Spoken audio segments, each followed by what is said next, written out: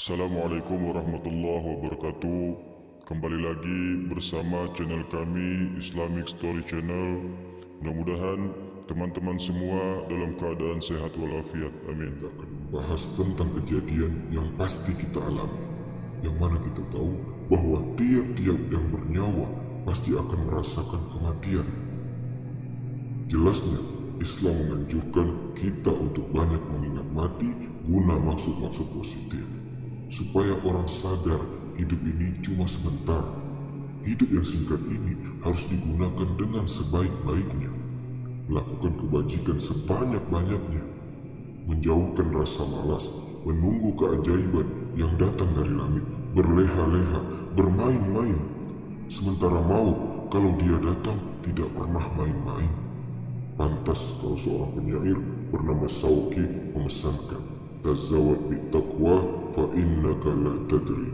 Idza hana lailu hal ta'isu ila al-fajri, kam min sahihin mata min khairi illatin, wa kam min alilin asahina min ad-dahri." Persiapkan dirimu dengan takwa, sebab kamu tidak pernah tahu apabila malam datang, kamu masih bisa hidup atau enggak besok pagi.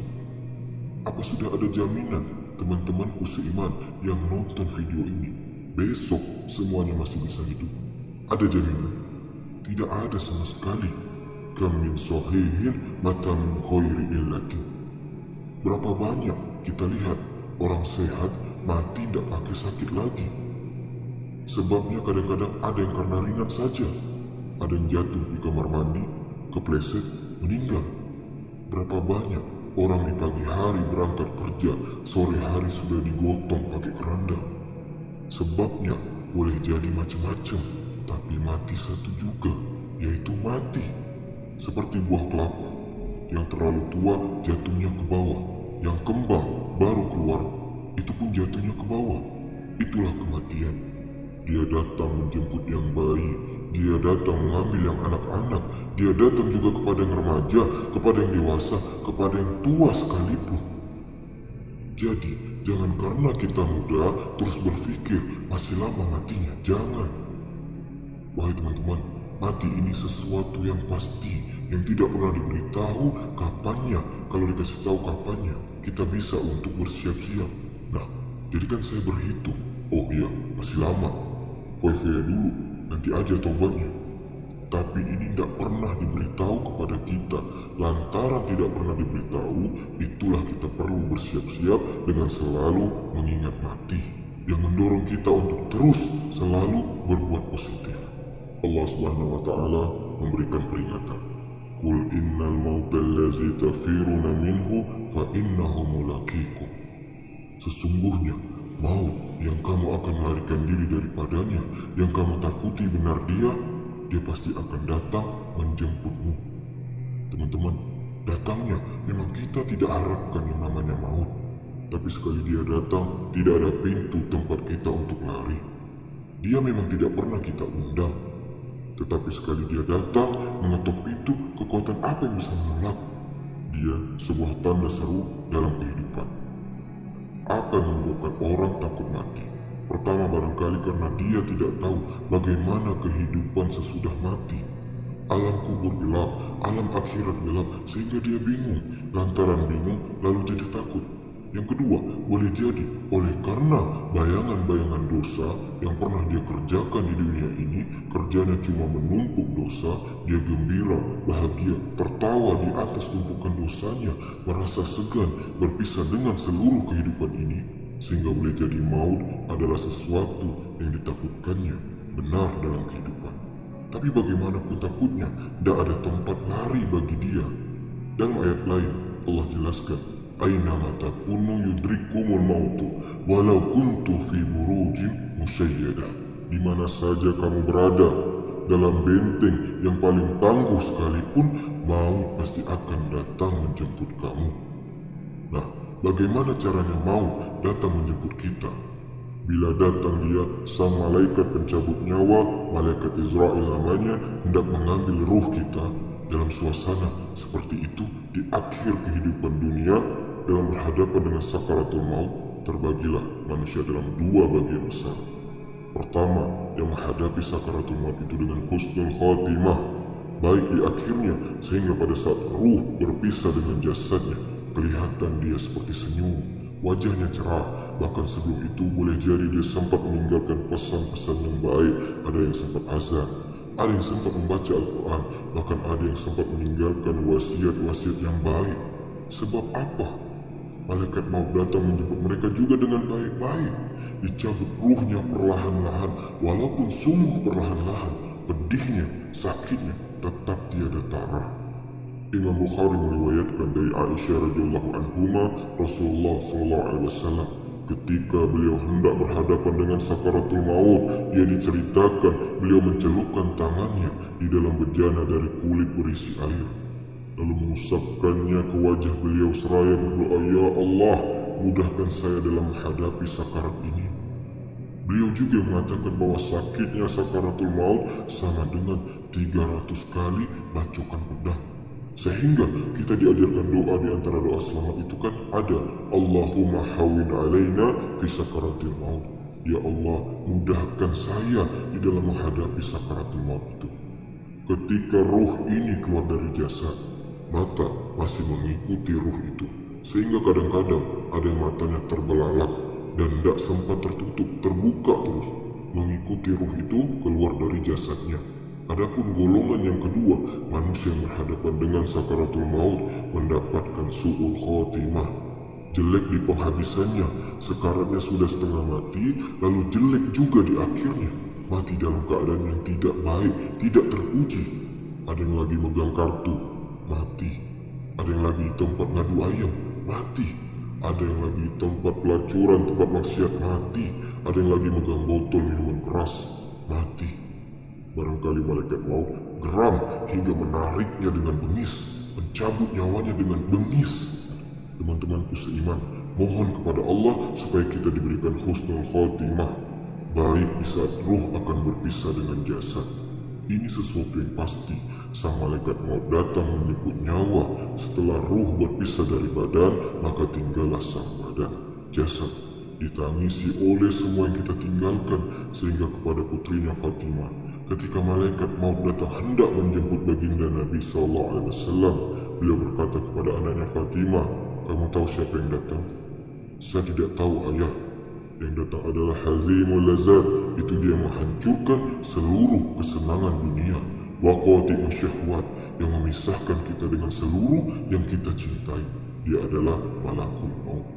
Manakala jasad sudah ditinggalkan oleh ruh, itulah yang dikerumuni orang. Anak menangis, istri menangis, orang tua bersedih. Teman-teman merasa kehilangan, menangisi jasad. Diuruslah jasad kita, dimandikan sebagaimana mestinya, dikafankan dengan kain putih 3 lembar. Itu yang hendak kita bawa kembali ke tempat asal kita. Pakaian sutra, barang-barang mahal yang kita koleksi, kendaraan yang serba mewah, dah ada yang menyertai kita. Kain putih 3 lembar itu saja. Demi setelah dikafankan, dibujurkan kita menghadap ke arah kiblat. Orang banyak pun datang menyalakan kita dengan 4 takbir, diiringi dengan doa. Lalu upacara pelepasan. Berangkat kita meninggalkan anak, istri, suami, kampung halaman, tanah air, bahkan alam dunia ini. Selamat tinggal alam dan seluruh isinya. Tinggallah yang tinggal. Saya akan kembali ke tempat asal dari mana saya datang, untuk kembali mempertanggungjawabkan seluruh perbuatan saya dalam kehidupan ini. Manakala upacara pelepasan selesailah sudah, dimasukkanlah kita ke keranda jenazah, digotong orang, bismillah wa ala millati rasulillah, dibawa ke tempat peristirahatan terakhir katanya. Padahal dulu kalau kita mau istirahat, ke villa lah kita, ke Bali lah kita, jalan-jalan ke Hong Kong, ke tempat-tempat tamasya yang indah. Oh, rupanya akan sampai juga perjalanan menuju tempat peristirahatan terakhir yang luasnya tidak akan lebih dari 2 kali 1 meter. Diusung orang kita, diantarkan orang banyak. Manakala sampai ke atas liang lahat, pengusung jenazah dibuka, diturunkan kita ke liang lahat, dibaringkan. Gumpalan tanah akan jadi bantal kita, muka dibuka, dihadapkan ke arah kiblat. Setelah itu ditutup liang lahat kita dengan kayu, masih belum kurang diuruk dengan tanah yang menguruk orang-orang tadinya mencintai kita, menyayangi kita. Tetapi setelah jasad sudah ditinggalkan ruh, habis rupanya cintanya. Coba, jasad kalau sudah ditinggalkan ruh 3 hari saja di rumah, serem, bau, ya mayit. Siapa yang betah nemani mayit? Lalu bila upacara pemakaman selesai, maka ulanglah semuanya. Para pengantar akan kembali ke rumahnya masing-masing, maka masuk kita ke alam kehidupan yang baru, yaitu yang disebut dengan alam barzah atau alam kubur. Apa selesai hidup kita sampai di situ? Lah, tidak. Hanya beberapa langkah setelah mengantar kita pulang. Diriwayatkan dalam hadis Bukhari dan Muslim, bila seseorang sudah diletakkan di kuburnya lalu yang mengantar kembali pulang, maka si mayit akan dapat mendengar bunyi terompah orang yang pulang itu. Bunyi terompahnya terdengar.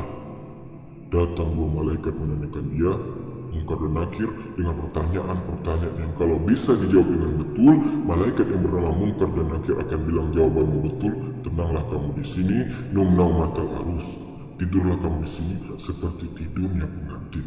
Orang yang baik-baik di alam kuburnya akan mendapatkan nikmat kubur, sehingga masa penantian yang lama pun tak akan terasa. Jangan lupa, kita masuk ke kubur itu kan menunggu sampai datangnya hari kiamat. Jadi umpamanya masih 1000 tahun lagi, ya 1000 tahun lagi kita menunggu. Orang yang baik-baik penantian di alam kubur, kata malaikat, numnau matal arus. Tidurlah kamu seperti tidurnya pengantin. Bagaimana tidurnya pengantin? Tidak terasa waktunya. Tapi orang kafir, orang yang dosanya bertumpuk, tidak sanggup menjawab pertanyaan 2 malaikat, maka dia akan mendapat azab di alam kuburnya terus menerus siang dan malam sampai datangnya hari kiamat. Teman-temanku seiman, maka alam kubur bisa merupakan raudatun min riyadil jannah, taman di antara taman-taman surga, namun juga bisa merupakan hufratun min hufarin miran, menjadi liang daripada neraka. Ada lagi riwayat dari Imam Muslim yang diperoleh dari Zaid bin Sabit. Zaid bin Sabit cerita, suatu hari kami bersama Rasulullah SAW berada dalam kebun kepunyaan Bani Najjar. Rasulullah sedang duduk di atas keledai. Tiba-tiba entah bagaimana keledai itu terkejut, kaget, berontak, hampir Rasulullah jatuh. Lalu Rasulullah kemudian bertanya. Rupanya di kebun itu ada kuburan tua, sekitar 5 atau 4 kuburan. Rasulullah lalu bertanya kepada para sahabat, kuburan siapa ini? Kata para sahabat, kami tak tahu ya Rasulullah. Kenapa ya Rasul? Kata Rasul, ini penghuni kuburnya lagi disiksa oleh Allah. Andai kata boleh saya mohon kepada Allah supaya kalian dengar seperti yang saya dengar. Andai kata saja kalian kuat mendengarnya, saya pasti akan berdoa. Tapi sayang, saya yakin kalian pasti tidak akan kuat mendengar. Mereka sedang disiksa, mendapat azab di dalam kuburnya. Hadis sahih riwayat Imam Muslim dari Zaid bin Sabit. Kehidupan di alam barzah, ada pertanyaan. Bagaimana kalau matinya diceburin ke laut, dibakar, di medan perang, tidak tahu kemana jenazahnya? Ya, teman-teman, walau hilang jasadnya atau dikubur entah kemana, tenggelam dalam lautan, kebakar sampai hangus, itu hanya logika kita saja. Menurut Allah tidak ada perbedaan orang mati dikubur di dasar laut atau dibakar sampai menjadi abu atau gugur di medan perang, tidak ada ketemu jenazahnya, toh mereka tetap akan masuk ke alam barzah. Jasad boleh saja hancur, tapi namanya ruh sebagai sumber kehidupan, pusat kesadaran dan pengertian, dia tetap ada. Mengalami kebahagiaan dan kegembiraan atau mengalami kepedihan dan penderitaan tergantung kepada amalan dalam yang kita lakukan di dunia ini. Qul yuhyihallazi ansha'aha awwala marrah, yang menghidupkan mereka yang dikubur di dasar lautan, maka yang dibakar sampai jadi abu yang akan menghidupkan ialah Allah yang menciptakan mereka dulu pertama kalinya. Jadi kalau sudah ada aslinya, ia tentu tidak perlu contoh lagi, akan sangat mudah membuatnya. Orang tua kita, keluarga kita yang sudah pulang, mereka di alam barzah sekarang ini bisa mendapatkan nikmat kubur, bisa mendapatkan azab kubur, tergantung amalan mereka dalam kehidupan di dunia ini. Dalam Musnad Imam Ahmad dan Sahih Abi Hatim malah ada tambahan riwayat. Orang yang banyak kebajikannya di dunia akan menemaninya, solatnya dekat kepalanya, puasa sebelah kanan, zakat sebelah kiri, menghibur dia, malah dikatakan berbentuk orang yang cantik, wangi yang menemani dia di alam kuburnya. Aneh, dia bertanya, "Man anta? Lam ara fi dunya azmal minka." Siapa kamu? Di dunia ini belum pernah saya melihat orang secantik kamu. Dia jawab, "Ana amaluka saleh." Saya adalah amalmu yang soleh yang kau kerjakan sewaktu di dunia. Saya sekarang diperintahkan untuk menemanimu di sini. Alhamdulillah. Sedangkan amal yang buruk, amal yang jahat akan datang dalam bentuk yang menyeramkan, baunya busuk menemani dia di alam kuburnya sampai hari kiamat. Teman-temanku seiman, lalu bagaimana tempat arwah-arwah, ruh-ruh yang sudah kembali menghadap Allah yang disebut mustaqarrul arwah itu? Macam-macam tingkatannya sesuai dengan amalannya. Sewaktu di dunia, ada ruh-ruh itu yang telah pisah dengan jasad, artinya mati, ditempatkan di tempat yang disebut a'la iliyyin, tempat yang tertinggi. Siapa ini? Ruhnya para nabi dan para rasul. Lalu ada pula ruh-ruh itu yang setelah pisah dengan jasadnya diumpamakan seperti burung-burung hijau yang berterbangan di perkebunan surga. Ruh siapa mereka ini? Ruhnya para syuhada, orang-orang yang mati syahid, gugur membela agama Allah. Kemudian ada pula ruh itu yang tertahan di pintu surga. Tertahan dia di pintu surga. Orang yang mati syahid tapi masih ada kaitan di dunia. Rasulullah pernah ditanya seseorang, "Ya Rasul, kalau saya maju ke medan perang, bela agama dan mati syahid, apa saya masuk surga?" "Ya, masuk surga, kecuali," kata Nabi, "kalau masih mempunyai hutang. Ia akan tertahan di pintu surga sampai hutangnya terbayarkan." Ada juga roh itu yang tertahan di permukaan bumi. Mereka yang dalam hidup selalu menumpuk dosa-dosa yang besar, meninggal sebelum keburu untuk bertobat. Teman-temanku seiman, inilah yang kita khawatirkan. Sebab jikalau pada saat ruh sudah datang, jikalau saat ruh berpisah dengan jasad, menemukan sakaratul maut, saat itu taubat sudah tidak ada gunanya lagi. Masuk ke alam kubur, mendapatkan azab kubur sampai datangnya hari kiamat. Mungkin ini saja pembahasan kita pada video kali ini, teman-teman.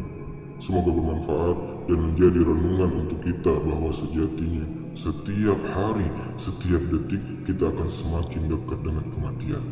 Perbanyak amal soleh untuk bekal kita kembali.